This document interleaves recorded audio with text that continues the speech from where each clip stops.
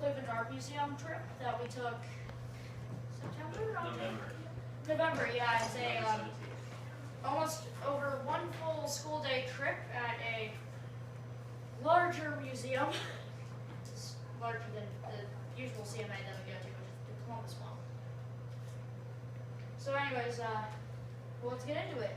What made the trip great was that it wasn't as usual at the CMA. It was, instead we went somewhere new and exciting because, well, we were in Cleveland, not Columbus here. Like, if you've lived here long enough, you've been like, oh, is there something new? But obviously I haven't. I've just been to the CMA more than once or 10 times. So this is the first room. That is just the beginning room. And the other side is actually the same size as that. That's just the first room. You can see that. And so, well, let's continue through this.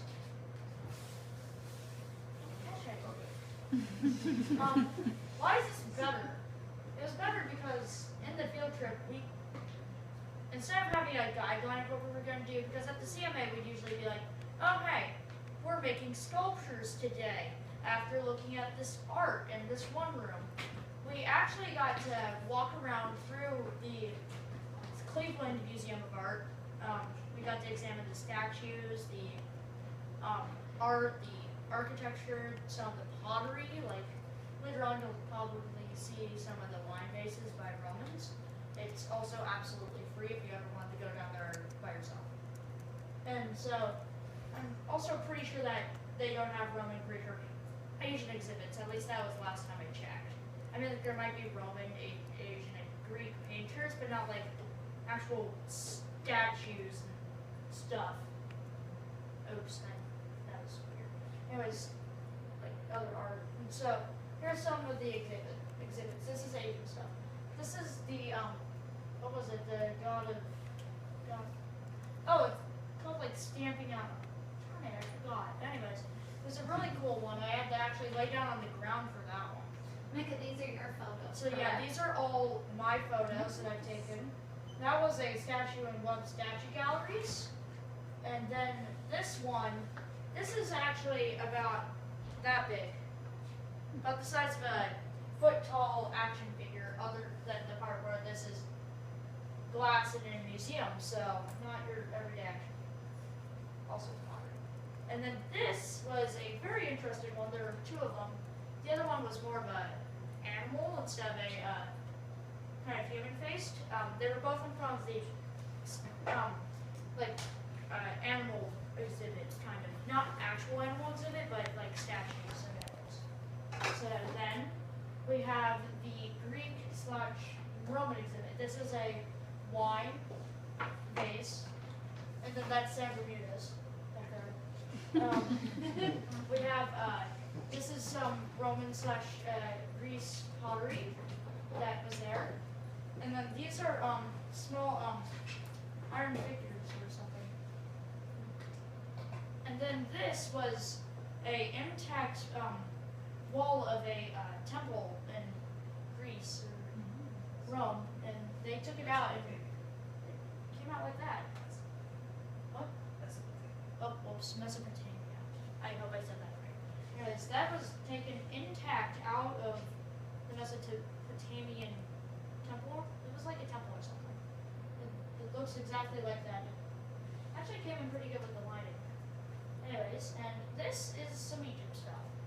I know it doesn't sound as important, but these were a sarcophagi, and the inside actually tells a story, which is pretty interesting. And this is a head, as well. We've noticed some on more occasions than others. Most Egyptian sculptures either don't have a head, nose, leg, arms. So this one does not have a nose nor body. So it's one of those. Plus, these are little helpers that are supposed to help you after you die, because in Egypt they believe in an afterlife system that involves that if your heart weighs as much as a feather, you get allowed in. You take anything that's in your tomb if you were like a rich king or something, and these little guys, they'd be like regular life, you'd have to do chores, and these little guys would help you. They would do the chores and stuff. And then these are some that didn't make the cut. This is an Asian one. This was outside the door. That's a, I forget what that one was for. It was a very nice vase, and that's chocolate milk. Whoops. Anyways, and this is another one from the, oh, I accidentally put that one in twice. Yay. We have this Indian, Asian one, whoops, screwed again. So these are from some statues from the statue yard, which is what that was from, and the big one of the stamping it out, one that I forgot the rest was, with the circle and stuff. So yeah, that was from the same thing. It was a big glass room just full of Asian statues. It's really cool. I would check it out. And so these are some more of them. These are two statues from the Asian exhibit again. This is from the Roman and Greece exhibit actually. And this was a bell. The big metal one. It wasn't, looks like a torture device when put like that, but it's just a bell. And I think that's almost it. In conclusion, the Cleveland Art Museum was awesome trip. I hope we can go again sometime, in which we're actually probably, I think we're planning on another one, right? We're planning on going to see some of the suits of armor there. And also, it actually had more stuff. It was quite big. It was very nice and it was really cool. And so, thanks for watching me talk about a field trip for a fun 10 minutes. But it's not over yet. We just have a little ending part plus another part. So just in case if I did not make it, the PTO meeting, this is me on the left. There we go. That's me in the statue head. And then Cash Head. He did fall asleep on the bus. This was You caught him falling, you caught him asleep on the yes. bus? Well, long story short, Mrs. R actually asked me, made it mandatory that I did this because she saw some of the pictures that I took, and she's like, "Okay, you're doing this for the PTO meeting, and I don't care if you say no." So, well, it was pretty fun. And well, there's some more slides after this. Don't leave yet. There is more. Mandalorian Mercs Costume Club. This is a thing that I've been talking to Mrs. R about. So, Mandalorian Mercs Costume Club is a non-profit costume club for Mandalorian fans all over the world. I had an idea, and I've been talking to Mrs. R about. We can get our own suit of Mandalorian armor, just like Boba Fett. He's the guy in the corner. It would be in CGI colors, gold and white.